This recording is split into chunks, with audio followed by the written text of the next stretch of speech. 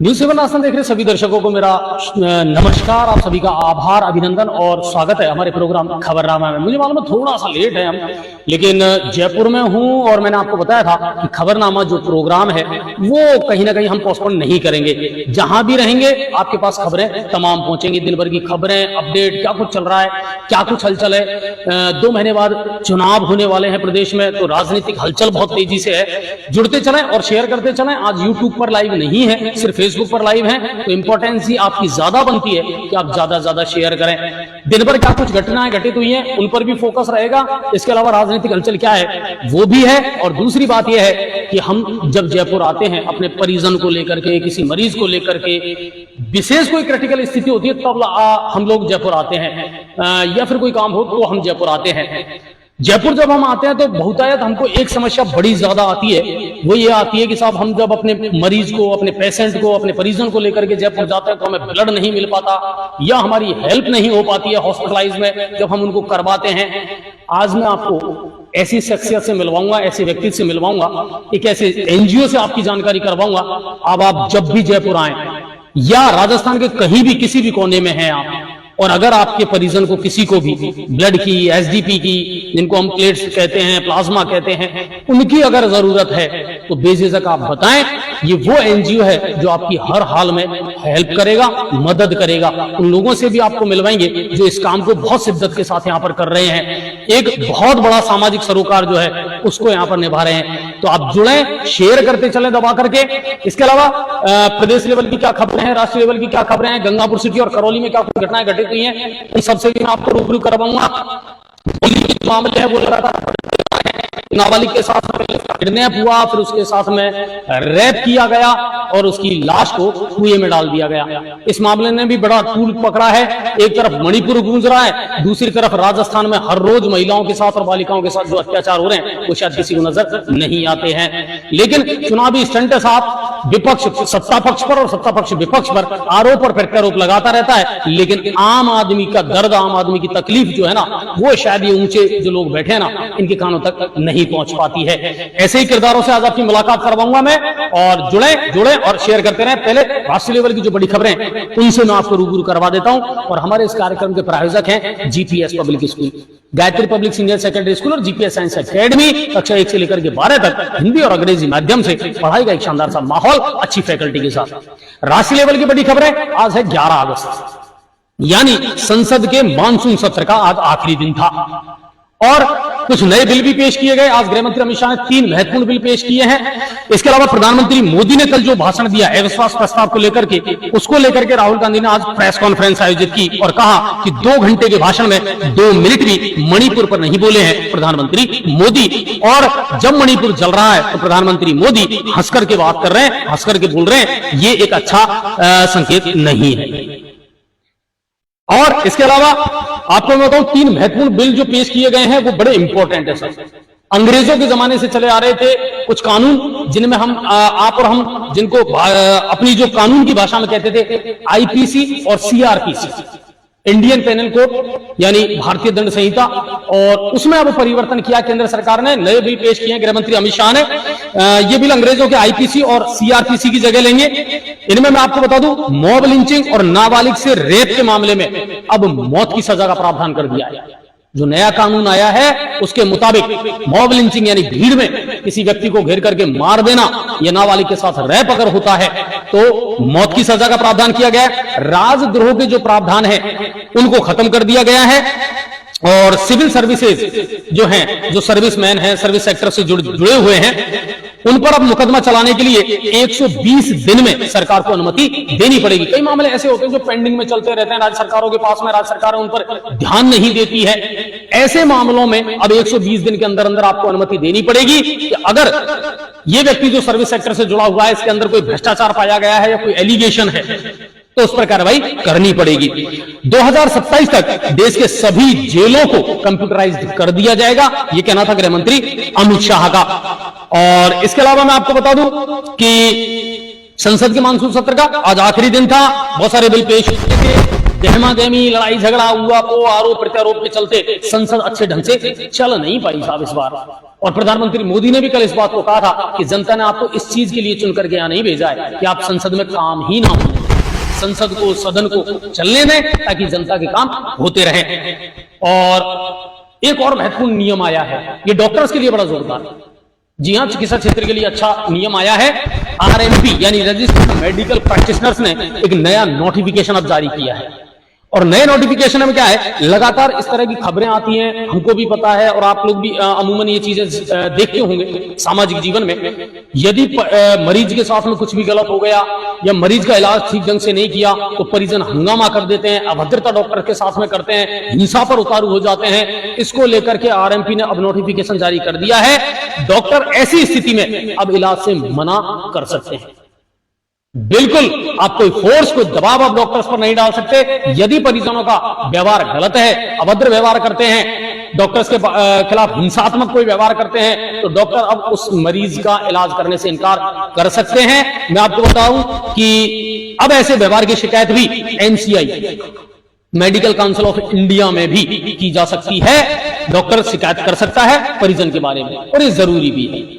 जो हमारे लिए सफेद पोश पहन करके और फरिश्ते का काम करते हैं ना सर, हो सकता है उस समय हम भावनाओं में बहकर के शायद मिसबिहेव करें डॉक्टर के साथ, लेकिन मेरा ये मानना है कि कोई भी डॉक्टर ये नहीं चाहता कि उसके पेशेंट के साथ कोई अनहोनी हो, वो उसको जीवन देना चाहता है। और जब मिसबिहेव डॉक्टर के साथ होता है तो वो मेंटली डिस्टर्ब हो जाता है, शायद अपने काम पर फोकस नहीं कर पाता। तो एक नया नियम अब आने वाला है, नोटिफिकेशन जारी हो गया। खेलों की बात करते हैं, 5 मैचों की T20 श्रृंखला जो है भारत और वेस्ट इंडीज के बीच वो चल रही है। तीसरा मैच जरूर भारत ने जीत लिया है। वर्ल्ड कप और एशिया कप बहुत जल्दी होने वाला है। शाकिब अल हसन बांग्लादेश टीम की कप्तानी करेंगे, लंबा अनुभव है और पहले भी कप्तानी कर चुके हैं और मेरे ख्याल से सबसे कामयाब ऑलराउंडर हैं शाकिब अल हसन बांग्लादेश की टीम में, और एशिया कप में भी कप्तानी वही करेंगे। अब बात करते हैं प्रदेश लेवल की खबरों की।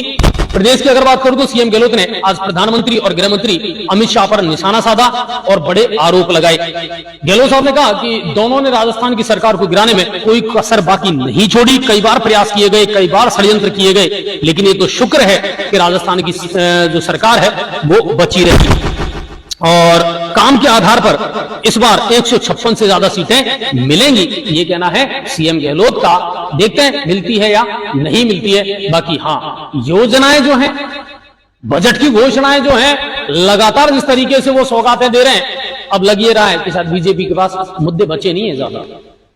और राजस्थान में छात्र संघ चुनावों की मांग को लेकर के छात्र नेताओं ने खोला सरकार के खिलाफ मोर्चा, क्योंकि अब इसकी तारीख ही नहीं आ पाई है, कोई एडवाइजरी जारी नहीं की गई है। जबकि पिछली साल जुलाई में ही नोटिफिकेशन जारी हो गया था कि छात्र संघ चुनाव कब होंगे, लेकिन अभी इसको लेकर के उहापोह की स्थिति है। सुनने में ही आया अंदर से कि शायद हो सकता है इस बार छात्र संघ चुनाव हो ही ना। आज मैं भी वहीं था राजस्थान यूनिवर्सिटी के सामने और वहां देख रहा था मैं, पुलिस की चाक चौबंद व्यवस्था थी, छात्रों का हुजूम था, लाठीचार्ज भी हुआ है। सरकार के खिलाफ सद्बुद्धि यज्ञ भी छात्र नेताओं ने किया है और फिर पुलिस ने लाठियां भांजी है। बहुत सारे जो छात्र नेता हैं उनको चोट भी लगी है। 5 से 6 छात्र नेताओं को गिरफ्तार भी पुलिस ने किया है। और जातिगत जनगणना को लेकर के कांग्रेस के अंदरूनी जो विधायक हैं वही अब उसका विरोध कर रहे हैं। यस, रघु शर्मा ने कहा है कि चुनावों में इसका नुकसान होगा, अभी इसको घोषणा करने की क्या जरूरत थी। गहलोत साहब ने आज मीटिंग ली, सारे विधायकों से, मंत्रियों से बातचीत की है। उन्होंने कहा कि नहीं, ये हमारे एजेंडा है भाई कांग्रेस पार्टी का, आप कैसे इसका विरोध कर रहे हो। लेकिन रघु शर्मा ने कहा ये गलत है। इसके अलावा रघुवीर मीणा ने कहा कि आदिवासियों के बीच जाकर के और ओबीसी के बारे में घोषणा करना, इसका औचित्य क्या है। तो कुल मिलाकर के अंदरूनी मामला है, चलता रहेगा। और सफाई कर्मियों की भर्ती के बारे में मैंने पहले भी कहा था और मैं फिर एक बार रिपीट कर रहा हूं कि राजी खुशी ये भर्ती हो जाए ना तो बहुत बड़ी बात मान लेना। इतना आसान नहीं है इस भर्ती को कर पाना, या तो ये कोर्ट में फंसेगी या कहीं ना कहीं नियमों में उलझेगी। क्योंकि सरकार ने 30,000 की घोषणा की थी बजट में, 30,000 नई भर्तियां होंगी, फिर उसको 13 पे ले आए। अनुभव प्रमाण पत्र को लेकर के फिर मामला खराब हुआ, एसीबी के पास शिकायतें पहुंच रही है। एसीबी के एडीजी हेमंत प्रियदर्शी कई बार ये कह चुके हैं अनुभव प्रमाण पत्र के नाम पर ठेके दिए जा रहे हैं। अगर ऐसी कोई शिकायत है तो बिल्कुल एसीबी को आप शिकायत करें, लेकिन पारदर्शिता होनी चाहिए सफाई कर्मियों की भर्ती में। इसको लेकर के मामला हाईकोर्ट में भी पहुंचा है और 22 अगस्त तक स्वास्थ्य शासन विभाग के सचिव से जवाब मांगा है हाईकोर्ट ने और कहा है कि क्यों ना इस भर्ती को रद्द कर दिया जाए। तो क्या सफाई कर्मियों की भर्ती रद्द हो सकती है? हो भी सकती है, मैं फिर कह रहा हूं हो भी सकती है। कारण यह है कि जल्दीबाजी में लिया गया डिसीजन था ये। इसको लेकर के जो भी नोटिफिकेशन है, टर्म एंड कंडीशंस हैं, वो क्लियर नहीं है, तो इसलिए गड़बड़ हो सकती है। और लंबे समय से चल रहा बीएड और बीएसटीसी विवाद भी आज खत्म हो गया। जी हां, बहुत इंपॉर्टेंट खबर है ये। बहुत लंबे समय से मामला चल रहा था, लेवल 1 में, लेवल 2 में किनको भर्तियां दी जानी चाहिए, किनको नौकरियां दी जानी चाहिए। सुप्रीम कोर्ट में मामला पहुंचा और सुप्रीम कोर्ट ने आज इसको लेकर के स्थिति स्पष्ट कर दी है और कहा है कि 3rd ग्रेड टीचर भर्ती में लेवल 1 में केवल बीएसटीसी के जो अभ्यर्थी हैं, परीक्षार्थी हैं, वही पात्र होंगे। यानी बीएड वालों को वहां से अलग अब कर दिया गया है। ठीक है, शेयर कम कर रहे हो भाई, जम करके शेयर करो। हाँ, बात करते हैं करौली की। तो जिला मुख्यालय पर 10 साल बाद में आखिर में शुरू हो चुका है राजकीय पॉलिटेक्निक कॉलेज, और इसमें first year, second year, third year के जो है क्लासेस शुरू हो जाएंगी। सेकंड ईयर और थर्ड ईयर की क्लास शुरू हो जाएगी और फर्स्ट ईयर के लिए आवेदन मांगे जाएंगे, फॉर्म भरे जाएंगे। तो बिल्कुल आप थोड़ा सा अपडेट रहें ताकि आपको पता लग सके, और जो भी स्टूडेंट है जो पात्रता रखते हैं, पॉलिटेक्निक करना चाहते हैं, वो उसकी अपडेट जरूर ले लें। सवाई माधोपुर की अगर मैं बात करूं तो बौली कस्बे में व्यापारी के साथ में आज चाकूबाजी की घटना हुई। निवाई रोड पर एक व्यापारी था जिसके साथ में किसी असामाजिक तत्व ने किया। व्यापारी लामबंद हुए, प्रदर्शन किया, प्रशासन के खिलाफ नारेबाजी की, क्योंकि अभी तो नाबालिग की चिता की आग भी ठंडी नहीं हुई है। मांगों पर सहमति बनने के बाद तो आज उसका अंतिम संस्कार किया गया है। वो भी घटनाक्रम सर द्रवित करने वाला था। टीचर को सिर्फ अभी मेरे ख्याल से फौरी तौर पर कार्रवाई की गई है, जिससे संतुष्ट नहीं है लोग।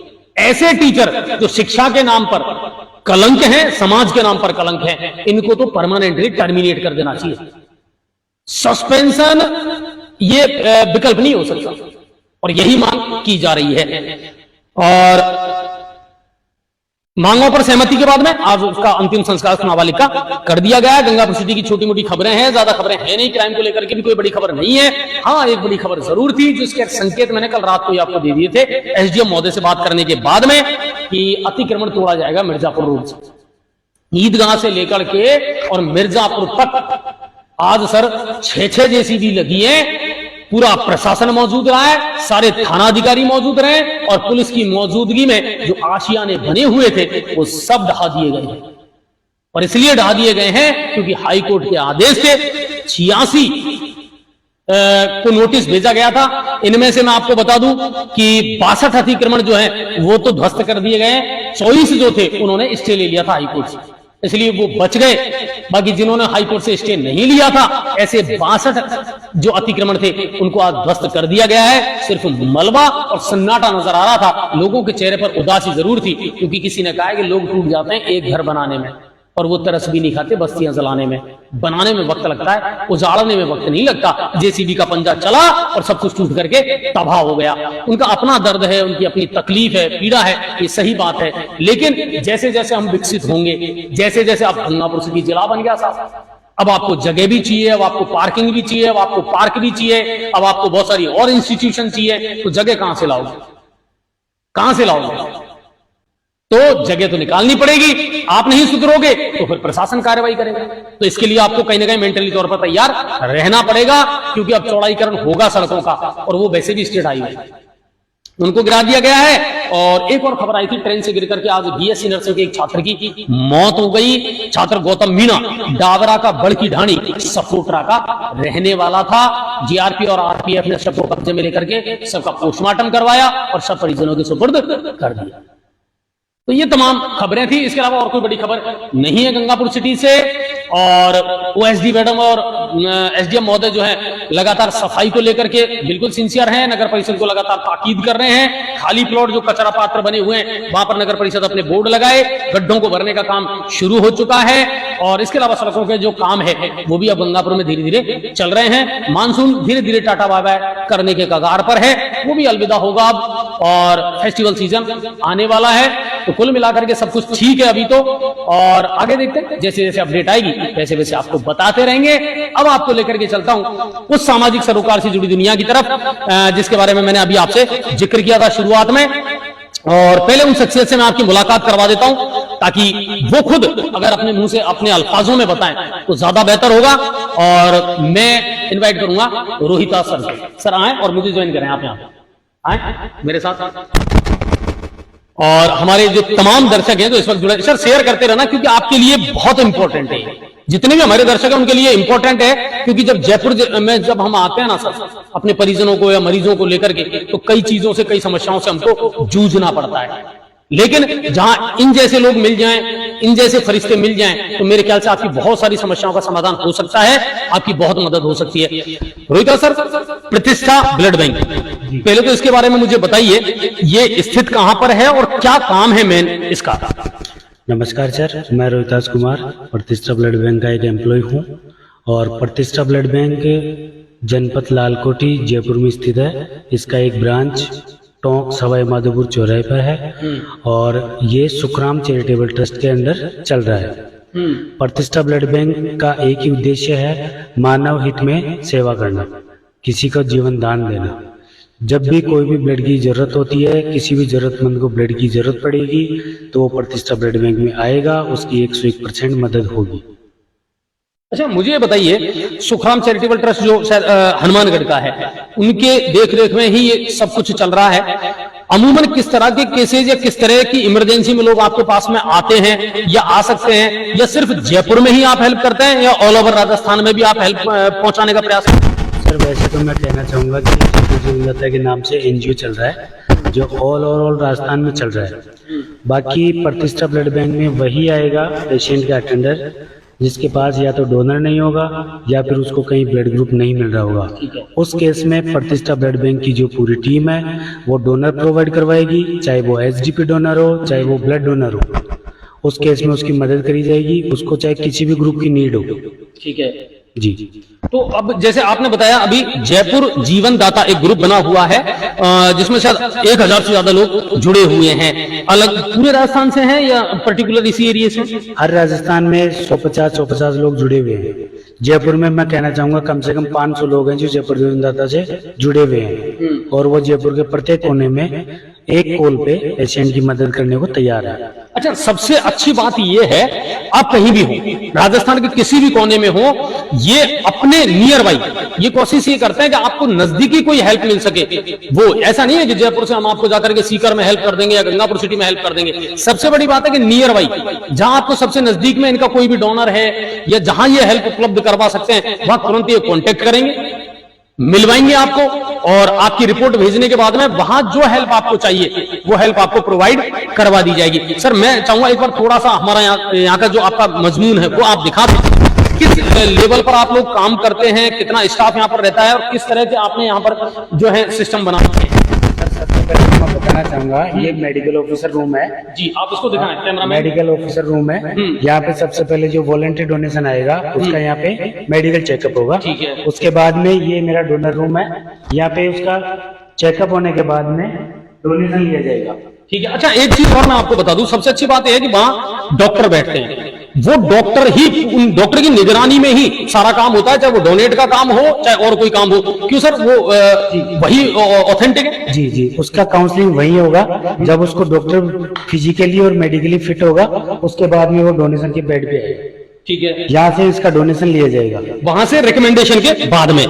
ठीक है ना, तो वहां से ये हो गया। दूसरी बात, एक देखिए ये आरामगाह भी थोड़ी सी बनाई गई है, यानी ब्लड डोनेट करने के बाद में या एसजीपी डोनेट करने के बाद में आप आराम से यहाँ थोड़ा सा रेस्ट कर सकते हैं, तो वो एक चीज बनाई गई है। उसके अलावा अलग अलग जो कंपाउंड है वो अलग अलग सबका काम है, एक बना हुआ है सिस्टम इन लोगों का, तो वो एक चीज है। ये क्या है?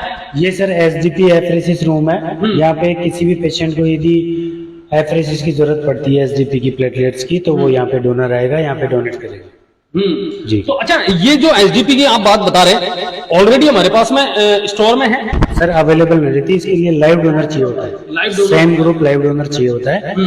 इसके बाद में यदि किसी कैंसर पेशेंट को है, डेंगू पेशेंट को है, किसी के ओटी चल रही है, ऑपरेशन का कोई पेशेंट है, उसको प्लेटलेट्स की जरूरत होती है, तो लाइव डोनर आके डोनेशन करके जाता है। अच्छा, अमूमन कई बार ऐसा होता है कि जैसे आ गया तो आप तुरंत किससे कंसल्ट करते हैं कि भाई एसजीपी की आवश्यकता है और हमें डोनर चाहिए? हम सबसे पहले तो जो रेगुलर डोनर है, वॉलंटियर डोनर, उनसे संपर्क करते हैं। ठीक है। और उसके बाद में सबसे पहले तो हम जो पेशेंट के साथ अटेंडर होता है उसको ये कहेंगे कि ये आपका कौन सा ग्रुप है। यदि उसका सेम ग्रुप होता है, लेने के लिए देने के लिए फिट होता है, तो सबसे पहले उसको प्रायोरिटी देते हैं। ठीक है। उसके बाद में यदि उसके पास कोई डोनर नहीं होता तो फिर हम अपना रेगुलर डोनर जो होता है, अपने एनजीओ में जो डोनर जुड़े हुए हैं उनको बुलाते हैं।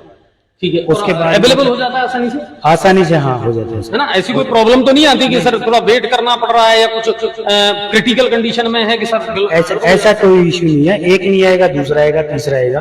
तो सर ये एक नहीं है, कम से कम हजारों की तादाद में समाज सेवा के लिए लोग जुड़े हुए हैं।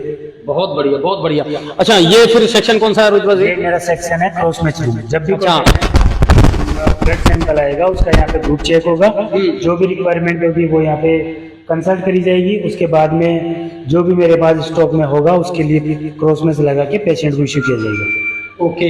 देखिए, ये एक सारा एक ऐसा सिस्टम बना रखा है रोहित सर ने, और सबसे बड़ी बात है इनकी पूरी टीम ने कि आप 1% भी कोई सवाल नहीं कर सकते हैं कि सर मेडिकल से रिलेटेड कोई हमने लापरवाही की है या किसी चीज की लापरवाही की है। और ये आता है फिर इनका सबसे इंपॉर्टेंट सेक्शन जिसको कहते हैं कंपार्टमेंट रूम। इसमें फिर आपके लिए बहुत इंपॉर्टेंट चीज आ जाती है जो शायद मेरे ख्याल से मेडिकल में बहुत सारे लोग समझते भी होंगे लेकिन आम आदमी की समझ से थोड़ा सा बाहर रहता है। सर इसके बारे में थोड़ा सा बताएं। सर ये मेरा कंपोनेंट रूम है। यहाँ पे जो कोई भी ब्लड आएगा उसका सेपरेशन होगा, और ये स्टोरेज रूम है। ठीक है। यहाँ पे प्लाज्मा अलग स्टोर होता है, पीआरसी अलग स्टोर होती है, प्लेटलेट्स अलग स्टोरेज होता है। इसके अलावा टेस्टेड और अनटेस्टेड का भी सेक्शन अलग अलग बना हुआ है। और मेरे पास एवरेज स्टोरेज है 1200 यूनिट पीआरसी का। अच्छा जी। और 600 यूनिट एफएफपी का। वो हमेशा अवेलेबल रहती है कम से कम? हमेशा अवेलेबल तो नहीं कह सकता कि मेरे पास प्रॉपर स्टॉक रहता है, बाकी एवरेज स्टॉक रहता है। इतना तो हम रखते हैं, रखना पड़ता है सर। ठीक है। और कोई भी रिक्वेस्ट आती है तो सबसे पहले हम अटेंडर को फोर्स करते हैं कि सर आपको बदले में रिप्लेसमेंट देना पड़ेगा। यदि उसके पास कोई देने वाला नहीं है या वो उससे प्रोमिस करवाते हैं तो वो प्रोमिस करके कि सर मैं 2 दिन में दे दूंगा, तो 2 दिन बाद में आके डोनेशन करता है। अच्छा, एक चीज और आती है, बहुत सारे लोग हैं जो ब्लड डोनेट करते हैं अपने अपने लेवल पर, एनजीओ या कैंप वगैरह जो लगाते हैं वो लोग ब्लड डोनेट करते रहते हैं। यदि उनके पास कोई कार्ड है, कोई सर्टिफिकेट है, तो क्या वो यहाँ यूज हो सकता है? वो यूज होता है सर, उसको हम लाइफ टाइम यूज करते हैं। यदि किसी डोनर ने हमारे को 1 यूनिट दी है तो हम उसको 10 देने के लिए रेडी रहते हैं एनी टाइम। चाहे उसको 20 की नीड हो, हम 20 भी देंगे सर। उससे मुंह नहीं फेरेंगे कि आपने 1 लिया है तो हम आपको 1 ही देंगे। अच्छा, अमूमन अगर रोज का मैं रेशियो पूछूं, कितने लोग हैं जो इस तरह आते हैं, दीन दुखी बेचारे आते ही होंगे क्योंकि राज्य की राजधानी है, सबसे बड़ा हॉस्पिटल है, एसएमएस यहाँ है, भगवान महावीर कैंसर हॉस्पिटल यहाँ पर है, बड़े बड़े हॉस्पिटल हैं, लोगों को इन चीजों की नीड तो बहुत रहती है। एवरेज 15 से 20 ऐसे अटेंडर आते हैं जो रिक्वेस्ट करते हैं कि सर मेरे पास डोनेशन नहीं है। किसी को 2 यूनिट की जरूरत है कि सर मेरे पास 1 ही है, किसी को 5 की रिक्वायरमेंट है तो वो भी कहता है 1 ही है, लेकिन एडजस्ट करते हैं कि 2 आप आज ले जाओ, 2 आप कल ले जाना, 1 डोनेशन और करवा देना। ऐसे यदि ब्लड ग्रुप अवेलेबल नहीं है तो पूरे जयपुर में किसी ब्लड बैंक में बात करके कंसल्ट करके हम उसको प्रोवाइड करवाते हैं।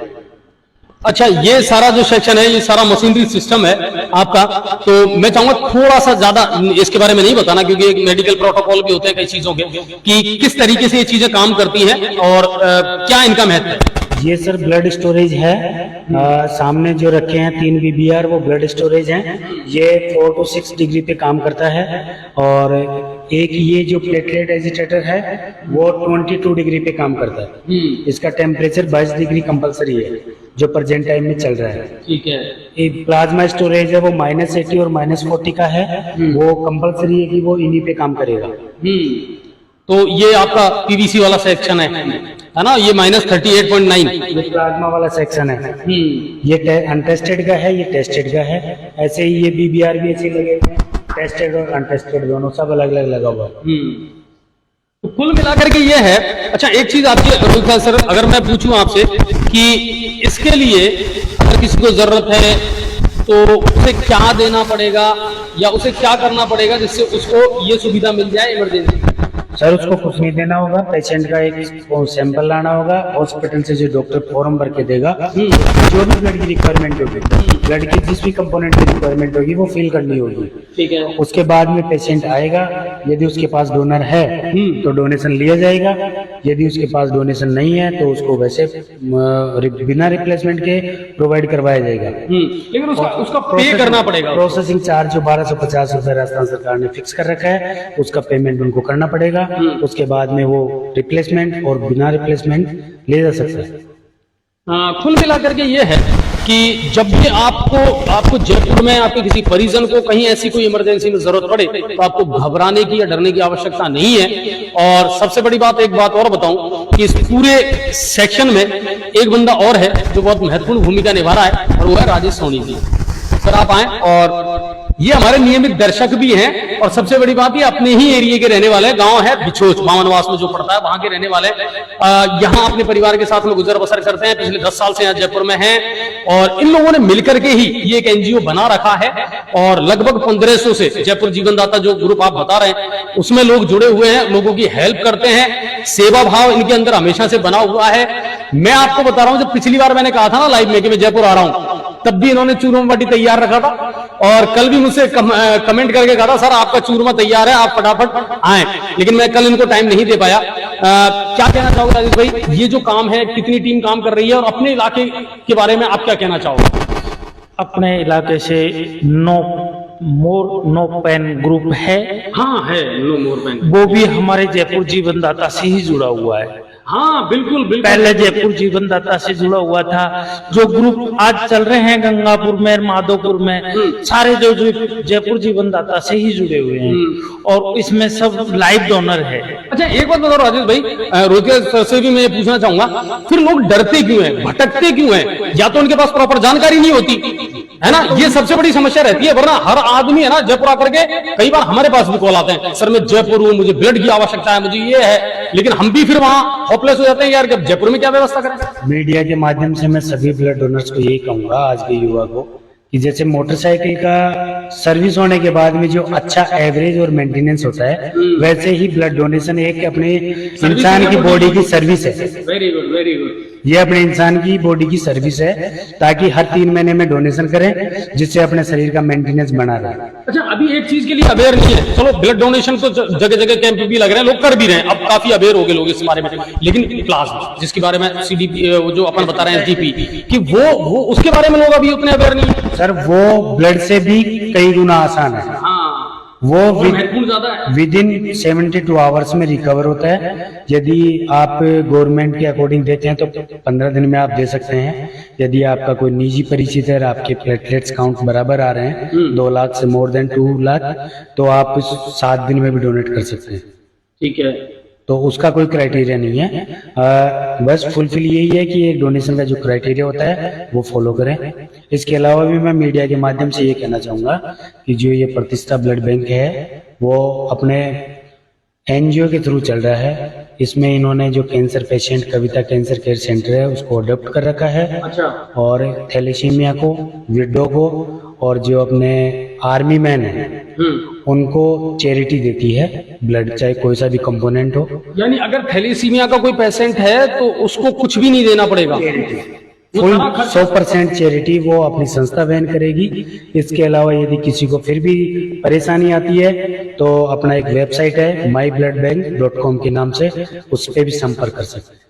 अच्छा ये बहुत इंपॉर्टेंट चीज है जो मैं दर्शक है उनको बताना चाहूंगा, शेयर करते रहना सर प्लीज, ताकि हर व्यक्ति तक ये खबर पहुंचे कि आर्मी का है, बच्चों में जो थैलेसीमिया हो रहा है उसके लिए आप 100% इनकी सेवाएं ले सकते हैं। आपको डरने की, घबराने की या सोचने की जरूरत है ही नहीं, क्योंकि बहुत ज्यादा बढ़ रहे हैं सर थैलेसीमिया के पेशेंट जो है ना बच्चों में आजकल, ये बहुत ज्यादा देखने को मिल रहा है। तो एक तो ये सबसे बड़ी राहत की बात है।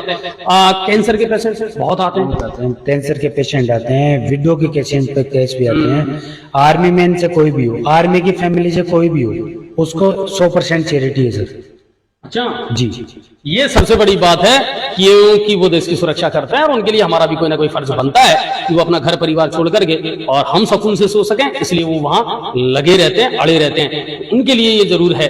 अच्छा राजेश भाई, अपने वहां के जो लोग हैं वो इस मामले में आप कितने अवेयर हो रहे हैं कि नहीं हो रहे हैं? वहां भी अब लगातार जैसे सीपी हॉस्पिटल के माध्यम से ब्लड बैंक लगातार कैंप चलते रहते हैं, बहुत सारे एनजीओ कैंप चला रहे हैं, तो क्या कहना चाहोगे? मैं कहना चाहता हूँ कि जैसे अपने यहाँ कोई कैंप होए तो एक टीम तो वहाँ की बुलाए, अच्छा, अपने लोकल, एक जयपुर से बुलाए जो अपन को कभी भी जयपुर में जरूरत हो। हाँ, तो अपन उससे एक देंगे तो उससे 4 यूनिट ले सकते हैं, एक संपर्क हो जाएगा, और एक अपन रात नहीं होगी आने पे, एक जुड़े रहेंगे। और हर आदमी से यही कहना चाहता हूँ कि ज्यादा से ज्यादा करे डोनेशन। डोनेशन करने से कुछ नहीं होता है, मैं 60-65 बार कर चुका हूँ अब तक, और मेरा कुछ भी फर्क नहीं है। डोनेशन करना भी चाहिए, बहुत अच्छी चीज है, इससे कई फायदे अच्छा, होते गांव जाते हो कि नहीं जाते हो? हैं। जाता हूँ सर गाँव है तो। ना, अभी गांव की फिजा कैसी है? चुनाव भी आ रहे हैं, ठीक ठाक है सर। है ना, तो गांव का जो रुख है वो पहले तो इंदिरा जी पे मेहरबान हुआ था, अब की बार क्या लग रहा है राजनीतिक सियासत में? अभी देखो, अभी मैं कुछ नहीं कह सकता हूँ उसके बारे में। कुल मिलाकर के अपने परिवार के साथ अच्छा जीवन गुजर बसर यहाँ पर राजेश जी कर रहे हैं। हमारे नियमित दर्शक भी हैं, खबरनामा लगातार देखते भी है, कमेंट भी रोज करते हैं। अच्छा, गंगापुर के कितने लोग हैं, कितने ग्रुप हैं जिनको शेयर करते हो आप खबरनामा? काफी ग्रुपों में करता हूँ, जयपुर के में काफी ग्रुपों में करता हूँ, गंगापुर के अच्छी में लगती है खबर? बहुत अच्छी लगती है साहब। नहीं, पर लोग तो इल्जाम लगाते हैं भेदभाव का। सटीक खबर आती है सर आपकी। साहब अजय भारद्वाज जी जो है ना वो पार्शलिटी करते हैं, कांग्रेस की ज्यादा बुराई करते हैं, बीजेपी के ज्यादा पक्ष में बोलते हैं। नहीं नहीं सर, मैंने तो आज तक नहीं देखा।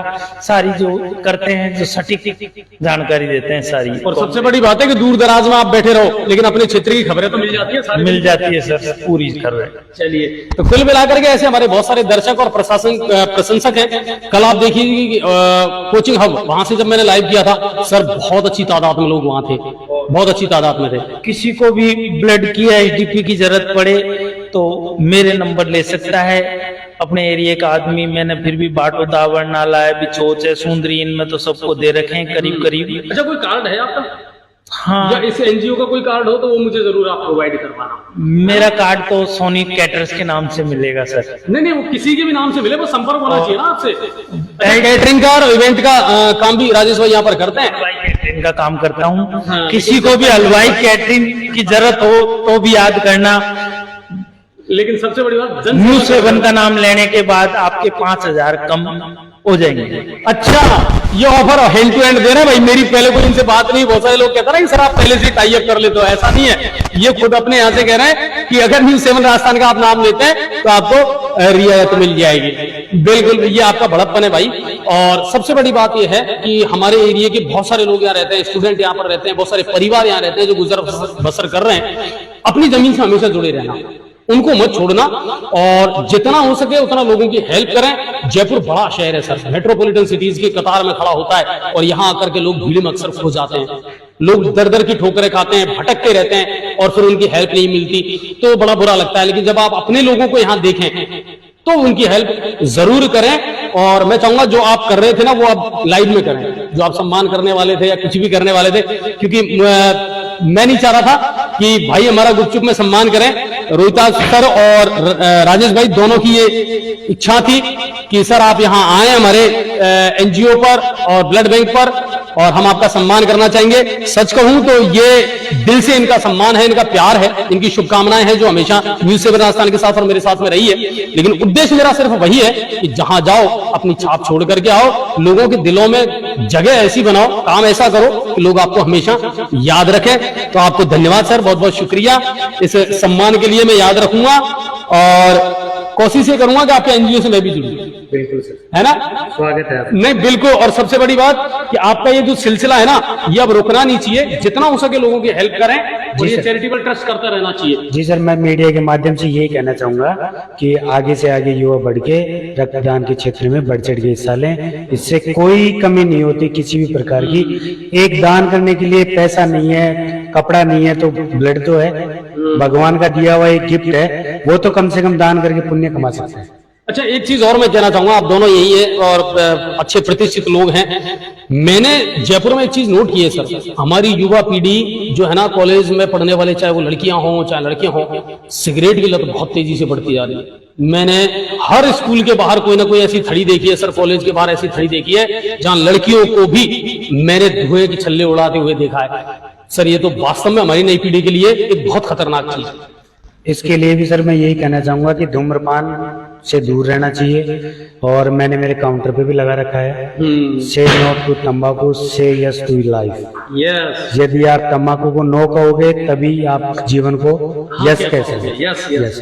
तो चलिए, ये कुल मिलाकर के यहाँ का पूरा डेकोरम है, यहाँ का ये प्रतिष्ठा जो ब्लड बैंक है, यहाँ से मैंने आज आपको लाइव ये दिखाया है। ये हमारे प्रतिष्ठा ब्लड बैंक जो है उसका विजिटिंग कार्ड है, ये मैं अपने साथ रख रहा हूँ। ताकि आपको कहीं भी ऐसी कोई आवश्यकता पड़े तो बेझिझक आप मुझे भी कॉल कर सकते हैं ताकि मैं इनसे संपर्क कर सकूं।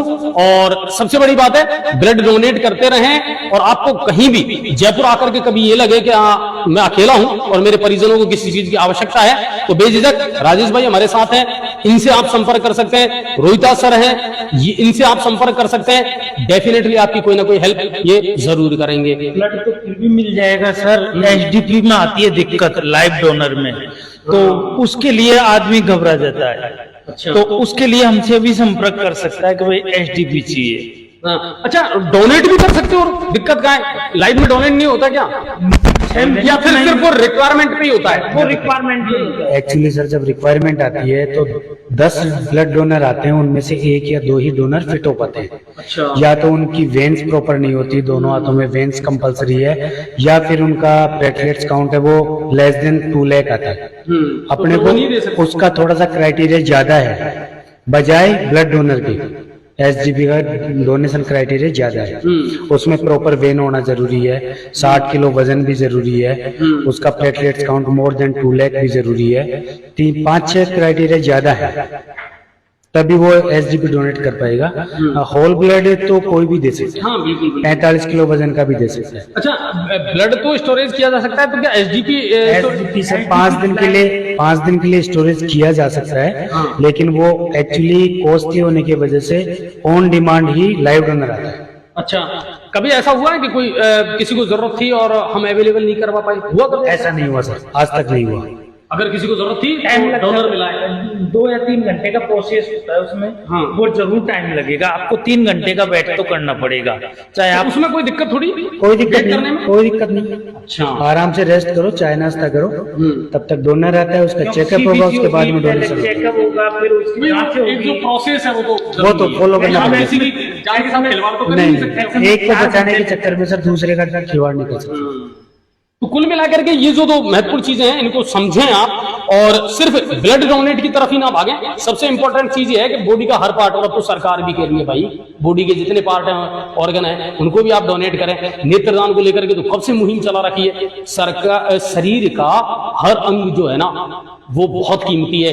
आप इस दुनिया से चले जाओगे लेकिन फिर भी आप दूसरों के जिस्म में जिंदा रह सकते हो, ये बहुत बड़ी बात है। तो वही मुहिम इन लोगों ने चला रखी है। प्रतिष्ठा की ये टी शर्ट आपको नजर आ रही है ब्लड बैंक की, और यहाँ के जितने भी कर्मचारी। अच्छा, कितना स्टाफ है अपने यहाँ? सर यहाँ पे 17 का स्टाफ है। अच्छा, और टाइमिंग क्या रहती है कि 24 आवर्स थोड़ी? एवरेज 1 ड्यूटी में 3 से 4 स्टाफ है, बाकी जनरल ड्यूटी है 2-3 स्टाफ की, और 2 मेडिकल ऑफिसर है मेरे पास। अच्छा, अगर रात में किसी को जरूरत पड़ जाए? मेडिकल ऑफिसर है, 24 आवर सेवा है, 24 घंटे खुला रहता है, सीनियर टेक्नीशियन रहते हैं। तो कुल मिलाकर के आपको घबराने की जरूरत नहीं है। 24 आवर्स आपको सेवाएं मिलेंगी, बस आपको प्रॉपर जानकारी हो, है ना, और कंसल्ट प्रॉपर व्यक्ति से हो जाएगा। तो आपको जो भी चीज की आवश्यकता है या समस्या है आप डिस्कस करके और कंसल्ट करके और वो चीजें आप अवेलेबल करवा सकते हो। तो कुल मिलाकर के आज खबरों के साथ साथ सामाजिक सरोकार से जुड़ी हुई चीज भी मैंने आपको दिखा दी। जयपुर से इस वक्त मैं लाइव हूं, और कल देखते हैं जयपुर से ही आपको लाइव दिखाएं या फिर कल गंगापुर स्टूडियो में बैठ करके और वहां से कोई प्रोग्राम करें। ये कल की कल देखेंगे, अपडेट मैं आप लोगों को कर दूंगा। उम्मीद ये करता हूं आप ज्यादा से ज्यादा शेयर करना, और ये जो महत्वपूर्ण जानकारी है इसको कम से कम ज्यादा से ज्यादा शेयर करना। और जब भी आप जयपुर आए, ब्लड डोनेट करें या और कुछ भी आपको जानकारी लेनी है तो आप बेझिझक यहाँ आ सकते हैं। राजेश भाई हमारे वहीं के हैं, बिचोच के, तो इनसे आप संपर्क कर सकते हैं। बाकी रोहिताज सर, बड़ा अच्छा नेचर लगा सर मेरे को, और उनकी भाषा बहुत अच्छी लगी मेरे को, तो बढ़िया नेचर है। और कुल मिलाकर के लोगों की सेवा करना इनके जहन में है, और वही जीवन का इन्होंने शायद आधार बना रखा है। और सुखराम चैरिटेबल ट्रस्ट जो है हनुमानगढ़, उनके सानिध्य में ये लोग ये काम कर रहे हैं, पूरी टीम काम कर रही है, पूरे राजस्थान में काम कर रहे हैं, और ये सबसे अच्छी बात है। आप सभी का बहुत बहुत धन्यवाद, बहुत बहुत शुक्रिया। कल फिर आपसे मुलाकात करेंगे कुछ गर्मा गर्म मुद्दों के साथ में, शायद राजनीतिक चर्चा करें या सामाजिक सरोकार से जुड़ी हुई चर्चा करें, कल देखेंगे। लेकिन कुल मिलाकर के खुश रहें, अपने परिवार के साथ अच्छा टाइम व्यतीत करें, और कल फिर नई अपडेट के साथ आपसे फिर मुलाकात करेंगे। तब तक देखते रहें न्यूज़ 7 राजस्थान। जय हिंद, जय भारत और नमस्कार।